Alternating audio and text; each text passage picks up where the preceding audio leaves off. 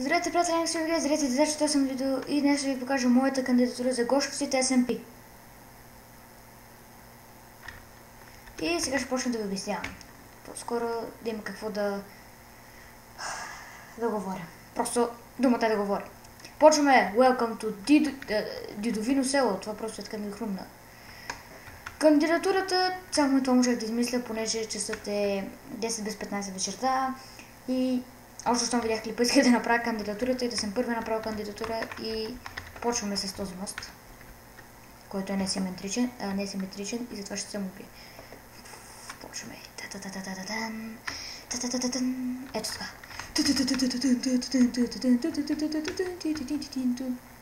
Това е парка. Забравяйте така, това там е работилницата. Това е парка. Идвате тук, сядате си най-нормално. Сядате си най-нормално и гледате природата. Тук просто е така, защото фонтан, всеки парк си има фонтан.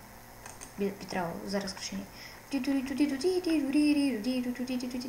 И това е хома на кмета на село Дидовино Дидо.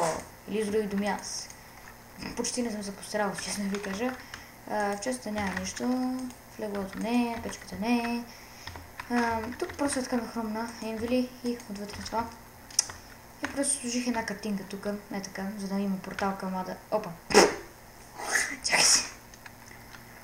Тази картина просто направих я така, да има портал към Ада.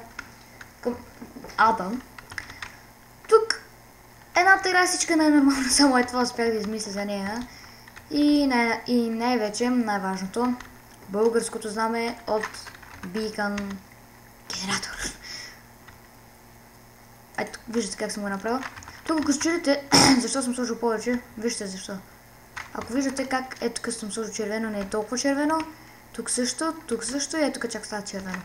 Да, разбрахте ме. И ето го Дидовино село. Погледнете отгоре. Не знам. Ето тук пътищата много ме вбесяваха. Ако ще видите това толкова време да съм го правил, така че по-добре да не го пивам. И това е моята кандидатура за гошовците SMP и... Аз бях Дидо, вие бяхте моите дидачета, които ме гледахте. Бях от Текст и БГ. Дано да ме приемат до гошовците SMP, ако ме приемат, ще има клипове там и